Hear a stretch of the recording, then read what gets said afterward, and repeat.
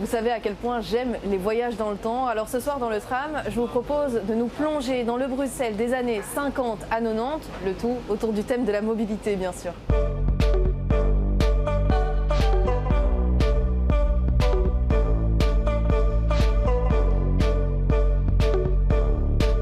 Renaud de Saint-Moulin, vous êtes directeur des systèmes de transport à la STIB, mais surtout, fin connaisseur des anciens véhicules, puisque c'est vous qui les entretenez au musée du tram. Dites-nous un peu, on va faire un gros saut dans le temps. L'arrivée des transports en commun à Bruxelles, ça a été vraiment un immense bouleversement. Jusqu'en 1835, on se déplaçait principalement en calèche et à pied, et puis tout d'un coup, les transports en commun, avec l'apparition du réseau Omnibus, ça a vraiment été une révolution dans la ville à ce moment-là, j'imagine. Et ça a été en plus une évolution très rapide, hein, avec l'apparition du train à la gare de l'Allée Verte. Tout d'un coup, des nouveaux besoins de mobilité à Bruxelles sont apparus. Alors qu'effectivement, on avait, juste avant l'apparition du chemin de fer, des fiacres et des vigilantes, donc des voitures de location en nombre très très réduit. On a tout d'un coup eu un besoin d'avoir des grandes capacités de transport et ça a été l'apparition du réseau d'omnibus qui, après peu de temps, en quelques semaines, s'est mis en place pour rejoindre les différents endroits de la ville vers la rue de l'Harmonie où elles avaient leur terminus juste derrière la gare de l'Allée Verte. Oui, et j'imagine que du coup, il y a dû avoir énormément de travaux et ça a sans doute dû modifier aussi les distances, l'impression de distance qu'on pouvait avoir à Bruxelles. On devait se déplacer que de quelques kilomètres quand c'était à pied à l'époque. Effectivement, mais donc Bruxelles, à l'époque où on parle, est une ville qui est fort compacte. Hein. C'est Bruxelles intramuros, où les majeurs déplacements se font à pied et où très rapidement les omnibus vont être confrontés à une réalité géographique, hein, qui est que Bruxelles est une ville fort accidentée et où le réel enjeu, c'est d'avoir un système de traction qui soit suffisamment économique. Le problème des omnibus qui roulent sur la chaussée, c'est qu'il faut beaucoup de chevaux pour les faire monter les pentes. Oui. C'est extrêmement coûteux et donc il faut trouver une solution alternative. Et cette solution alternative, c'est de faire rouler les véhicules sur des rails. Et donc c'est l'apparition en plusieurs générations d'un système de rails qui permet de faire l'introduction des trams hippomobiles au début. Alors on va avancer un peu dans le temps, on est au tournant du 19e et 20e siècle, Bruxelles est en pleine croissance démographique. Est-ce que le transport en commun a du succès? Et surtout, moi, ce qui m'interroge, c'est est-ce qu'il est accessible? Qui utilise le transport en commun à cette époque? Alors, à son apparition, le système de transport en commun est un système qui est relativement coûteux. Il est utilisé certes pour aller à la gare avec les omnibus, mais les lignes de tramway vont par exemple au bois de la Cambre. Ce sont des lignes de promenade. Il y a une promenade circulaire qui est en fait l'équivalent de notre ligne de métro 2, mais qui est en surface avec un tram hippomobile. Et ce sont en fait des moyens de transport qui s'adressent plutôt à une bourgeoisie, à des personnes aisées qui désirent en fait agrémenter leur promenade de loisirs. Ça n'est pas encore un moyen de transport qui est essentiellement destiné à se déplacer pour des raisons de travail.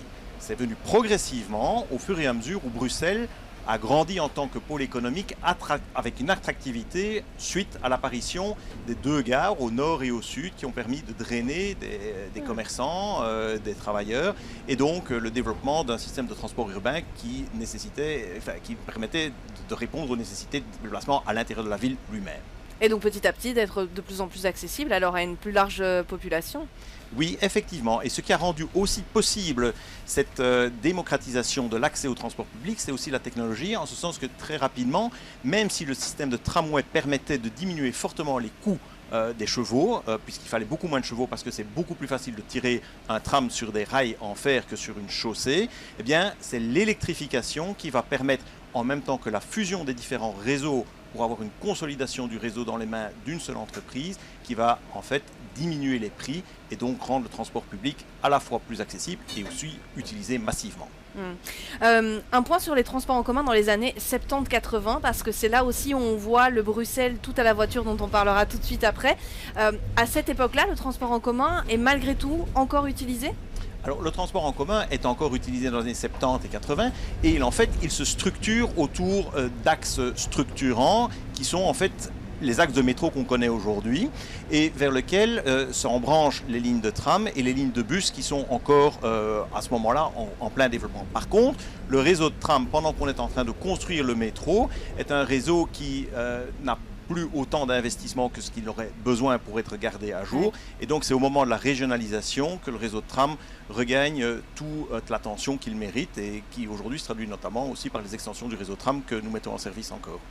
Eh bien, merci beaucoup pour tout ce point historique. Et il s'avère que ce tram-ci, d'après ce que j'ai compris, aurait tout de même vécu aussi l'exposition de 1958. Oui, il a été mis en service pour l'exposition 1958 et donc après ça, il a eu une longue et très belle carrière à Bruxelles. Eh bien, c'est exactement à cette date-là qu'on va reprendre notre conversation, mais cette fois-ci du côté des voitures.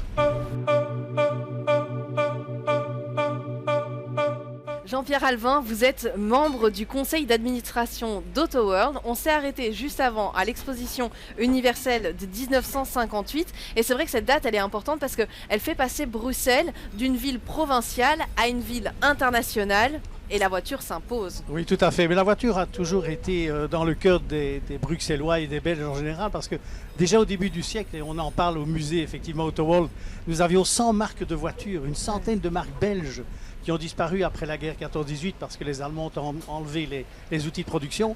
Mais par après, entre deux guerres, on a eu des usines de montage qui ont été florissantes dans tous les coins du pays, à Bruxelles aussi. Et donc, quelque part, l'automobile est liée au développement de Bruxelles. Alors, quand après la guerre, il y a eu les perspectives d'une exposition universelle et la croissance revenue a fait que beaucoup de gens et des décideurs de l'époque ont dit c'est le moment de doter Bruxelles d'un réseau routier interne et y accédant qui soit vraiment structuré pour peut-être devenir le siège de certaines institutions européennes. Et là, on entend quoi par là? On entend les tunnels, les viaducs? Alors, précisément, dans le choix du Ezel comme pour l'exposition universelle, il fallait structurer des axes à la fois des radiales, mais aussi des circulaires, comme la petite ceinture, la grande ceinture. Ouais. C'est le début de 3-4 années de construction de tous les tunnels que l'on connaît encore actuellement maintenant. Ça devait être moche à l'époque. Hein, alors quand on voit les photos, c'était une catastrophe bien entendu. Oh là là. Mais enfin, il y avait une perspective de reconstruction générale dans toute l'Europe, donc ça passait encore relativement bien. Il faut quand même noter avec un certain amusement qu'en 3-4 ans, on a fait des travaux gigantesques alors qu'il a fallu 40 ans pour construire la jonction ferroviaire Nord-Midi. Hein. Donc ça veut dire que quand il y a eu un consensus vers cette exposition universelle, on a pu décider beaucoup de choses parce que tout le monde était d'accord. Alors il y avait la prospérité qui revenait, il y avait la motorisation des ménages qui se profilait et on arrive vers 1960-1962 à quasiment à une voiture par ménage, voiture modeste bien sûr, des petites voitures populaires comme nous les appelons. Mais c'était le début d'un grand mouvement qui ne s'arrêtera pas et des travaux liés à cette demande, bien sûr. Oui, mais sauf que dans les années 70, on a la crise pétrolière qui arrive. Et là, on va de nouveau avoir un changement au final. Alors, c'est également un grand moment dans l'histoire de l'automobile et de la mobilité automobile à Bruxelles parce qu'effectivement, on ne peut pas dire que les achats d'automobiles ont diminué. Quand on voit ça, on était quand même à 800 000 autos pour la Belgique dans les années 60. On passe tout de suite à 3 millions dans les années 80 pour arriver à 5 millions en l'an 2000. Et parmi ces dates, effectivement, 1974-75, les dimanches sans voiture ont été un choc, mais un choc qui est un petit peu comparable à des problèmes de confinement et des choses comme ça, c'est-à-dire les gens ne savaient pas où on allait. Mais en attendant, les travaux continuaient. C'est le moment où on a pensé à faire l'intercommunal pour construire le ring autour de Bruxelles.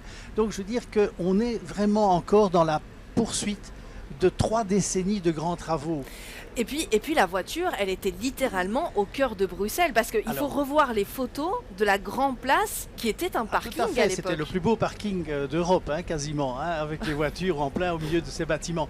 Mais donc il est certain que 30 ans, la fin de ces grands travaux, moi je la situe environ à fin août 1986, quand on a inauguré le tunnel Léopold II, qui va devenir le tunnel Annie Cordy. Parce que ça, c'est le dernier gros travail en faveur de l'automobile à Bruxelles, tel qu'on le concevait dans les Golden 60s. Et les années 90, alors, prise de conscience? Oui, prise de conscience, d'abord parce qu'il y a une nouvelle génération qui est arrivée un petit peu aux commandes, et puis différentes prises de conscience dans l'Europe entière et même ailleurs. Il y a des cas à Madrid, à Boston, enfin il y a des études qui se font un petit peu partout. Et on a le phénomène aussi belge de la régionalisation qui s'est profilé au début des années 90. Et en termes de Bruxelles, c'est certain que ça a fait beaucoup, peut-être même plus, au niveau exemplarité qu'en Flandre et en Wallonie. Pour réduire les voitures dans la ville. Et puis ville. Bruxelles a pris son destin en main. Disons que Bruxelles avait bénéficié du gouvernement national à l'époque pour faire son métro, sinon on n'aurait jamais pu faire toutes les 69 stations que Bruxelles connaît. Mais par après, quand Bruxelles a vu qu'elle avait moins de moyens, mais elle a pris son destin en main avec la renaissance du tramway au début des années 90 et le réaménagement de l'espace public. Et là, l'automobile a commencé à perdre du terrain, peut-être pas dans le cœur des automobilistes bruxellois et peut-être même pas dans les achats. Parce qu'on s'aperçoit sur le territoire. Oui, on s'aperçoit qu'on reste dans les 6 millions de voitures que compte la Belgique maintenant. Il y a 600 000 sur Bruxelles. Ouais. Et c'est relativement stable. Ça vient de baisser. Depuis 1946, en 2020, c'est la première fois que le nombre d'automobiles a baissé. Mais ça, c'est peut-être dû un petit peu au confinement et au fait que les gens ont ralenti les achats avec les incertitudes en matière d'énergie. Ouais. Parce que ça aussi, l'automobiliste est un petit peu perdu pour l'instant. Eh bien, merci beaucoup pour toutes ces précisions. Et vous savez quoi, moi j'ai envie de vous inviter à vous rendre à Autoworld ou encore au musée du tram parce qu'il y a de magnifiques véhicules à découvrir, d'époque bien entendu, avec des sources aussi de savoir concernant toute cette histoire sur la mobilité. Merci beaucoup de nous avoir suivis ce soir encore. Je vous souhaite une très bonne soirée. Je vous dis à la semaine prochaine, même heure, même tram.